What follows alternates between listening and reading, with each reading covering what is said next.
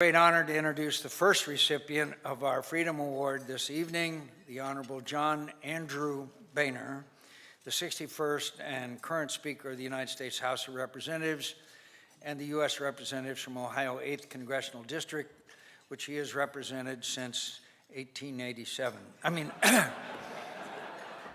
I think it was it the Coolidge administration? Anyway. Since 1991. As we all know, it's IRI's mission to advance freedom and democracy around the world.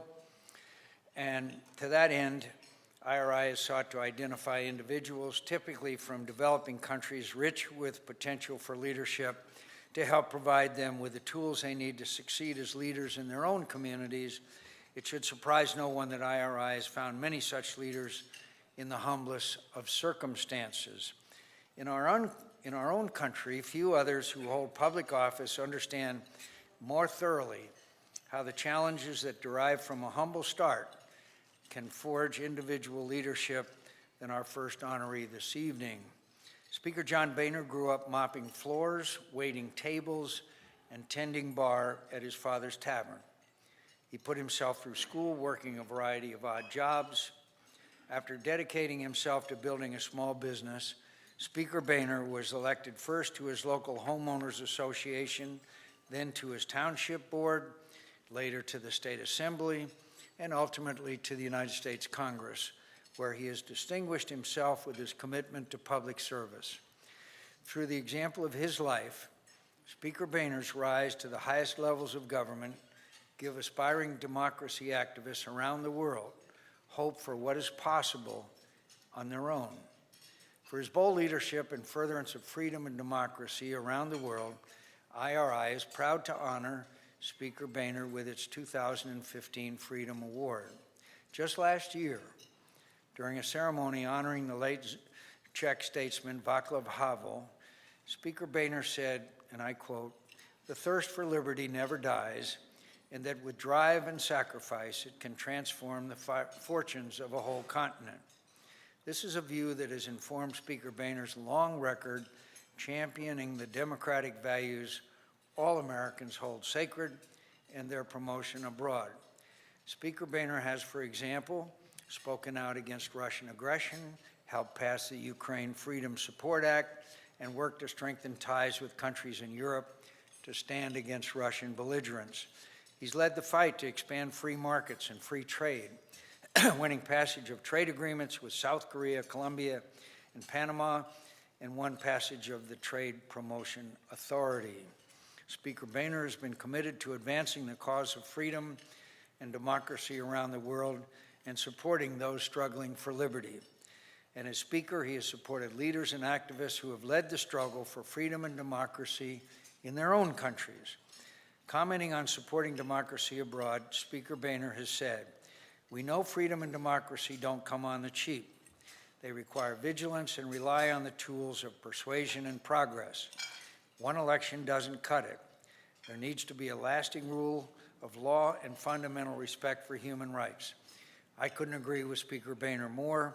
And finally, a special note, I'd like to take this opportunity to publicly thank Speaker Boehner for all his work to alleviate the impact of Egypt's politically motivated conviction on our staff and the staff at NDI, Freedom House, and the International Center for Journalists.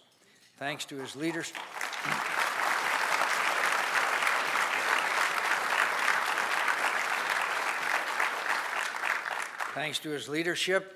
the United States does not recognize the Egyptian court's verdict, which allows IRI staff to live their lives without the burden of being convicted of a crime. This was a very important victory for all those who value the mission of democracy building abroad. Thank you, John, for your leadership on that important issue. Ladies and gentlemen, it is my great privilege to present the 2015 Freedom Award to Speaker John Boehner for his commitment and leadership to freedom and democracy around the world. John, would you please join me?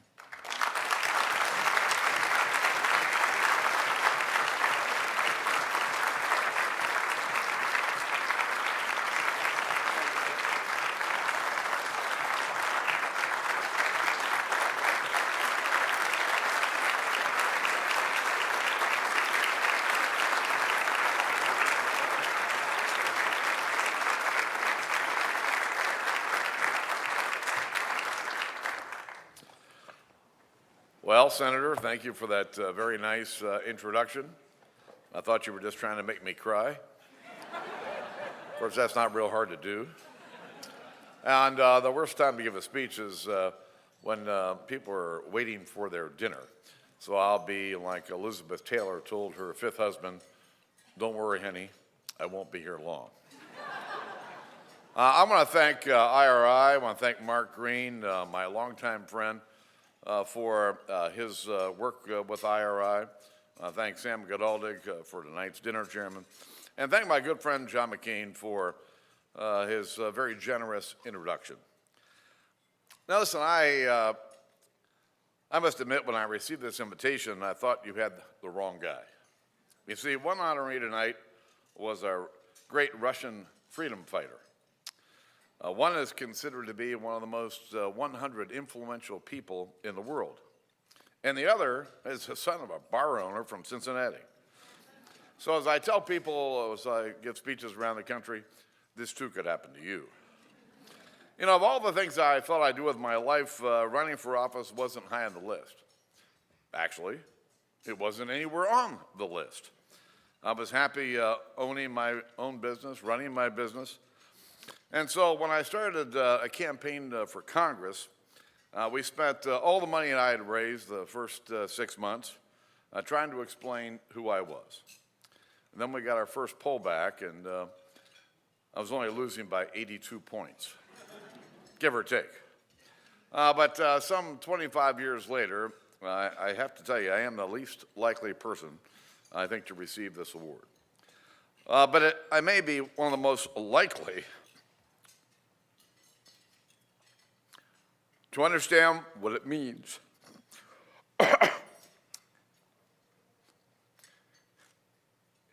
it means freedom makes anything possible. Anything.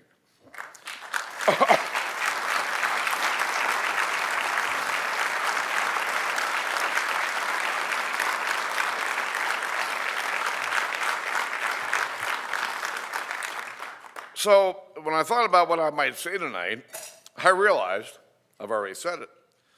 About 4 years ago, I gave a speech at the Heritage Foundation about the time of the Russian aggression. That was at the height of the reset policy, and Putin wasn't even president again. But they had Gary Kasparov there, and I remember being criticized afterwards for arguing that Russia was attempting to restore Soviet-style power. One writer even counted the number of times I used the word Soviet, as if the word were forbidden. Frankly, that right there proves my point. We have to talk about these things, even when they're not trending or at the top of the headlines. Denial is dangerous, and silence can be fatal to liberty. And the best thing I can do, and frankly, all of us can do, is to give stage to the true freedom fighters around the world. That's why that way people can hear their stories and be inspired to action. And that's why, as Speaker of the House, my first meeting was with the head of state, was the president of Georgia. Not long after that, I met with a group of opposition leaders from Belarus. And in 2012, I visited Colombia to present its leaders with a copy of the new U.S.-Colombia Free Trade Agreement. In 2013, we took a foyer in the House Capitol and named it Freedom Foyer, and now have a bust of Havel there. And last year, we invited the president of Ukraine to address a joint session of Congress. Last January, at the State of the Union, was Jorge Luis Garcia Perez, a leader of the Cuban resistance movement. And in June, I led a bipartisan delegation to Lithuania, a nation celebrating their 25th anniversary of its modern independence. There we toured the barricades and saw an original copy of their constitution. They took us out to see their new LNG terminal, aptly named Independence. And we met with a man that they call, in their country, George Washington. As it turns out, he's an excellent pianist. And in there, in a state dinner sponsored by the Speaker of the Parliament, a very nice lady, after dinner I decided the music was great, the piano was great, saxophone was great, playing wonderful music. I decided to ask her to dance, and she agreed.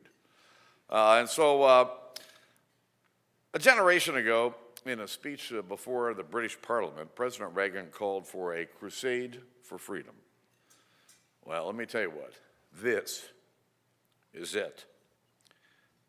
It's happening, and it's why RRI is so important. Because freedom is a powerful idea, but even a great idea is not enough. You just can't issue a declaration and claim that there's freedom. You just can't have an election and call it a democracy. It all takes time, and it takes tremendous vigilance. It goes back to an old saying that showing up is 90% of life. You know why it's an old saying? Because it happens to be true. When you show up, you show people that you care. IRI does this better than anyone, and I want to thank all of you for that.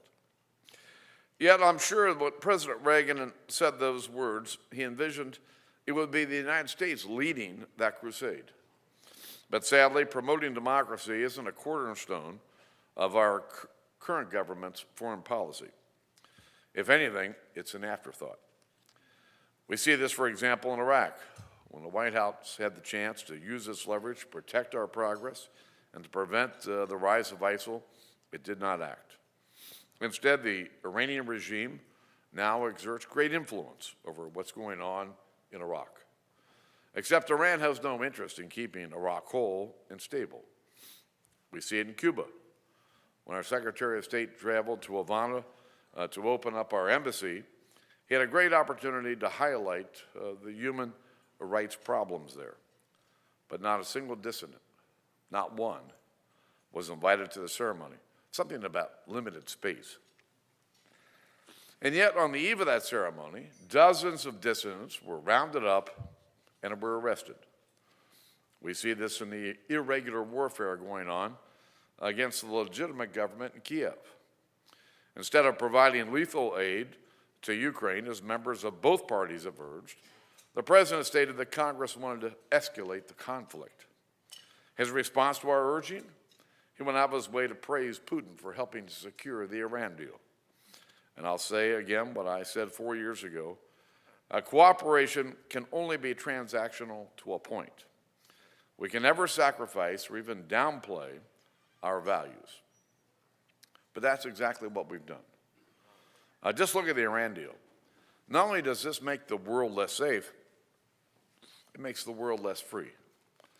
Long before we'll know whether we've prevented a nuclear Iran, we will be legitimizing a regime that jails journalists, tortures Americans that it is unjustly jailed, and plots the annihilation of Israel, the only stable democracy in the region. So my guiding principle has always been that you stand with your friends and you confront your enemies. But in the foreign policy of this administration, we see a drift away from our allies and our values towards accommodation with the world's aggressors. This is what happens when America doesn't lead, when America doesn't show up. The void gets filled by our enemies, while the world hears our president say, and I quote, "The United States has limits." Just think about that for a second. America's the nation that gave the world the can-do spirit. And now we're going to be defined by what we can't do? So there's always more that we can do, and there's plenty that Congress is doing. We can promote economic freedom. That's why we've acted to increase energy supplies to our friends in Eastern and Central Europe. That's why we've enacted a Trade Promotion Authority to bring us closer to our allies and better compete with China and others. We can promote religious freedom. As ISIL has grown, so has the persecution of religious minorities. Now, more than a year ago, Congress created the position of Special Envoy for religious minorities in the Middle East and South Central Asia. but the president still hasn't filled that position. He should appoint this envoy and show that this is a priority for the United States of America. We can also fight human trafficking, and we've given our law enforcement officials new tools to go after the perpetrators of these monstrous crimes. We can promote freedom in all of its forms. And so long as I am Speaker, this will be a first priority of the U.S. House. But let me close with this. I've always found it interesting that on the 50th anniversary of the Declaration of Independence, Thomas Jefferson was not content to recall old accomplishments. Instead, he proclaimed that, and I quote, "The blessings and security of self-government would one day belong to the mass of mankind." Ladies and gentlemen, America should never be a nation that thinks in terms of limits. Let us always think bigger and look beyond. The struggle may take longer than we hope. It may be more work than we plan on, but we'll get there. And I'll always be honored to stand with all of you and do my part. Thank you for this award. God bless you all for being here, and God bless the greatest nation on earth, the United States of America. Thank you.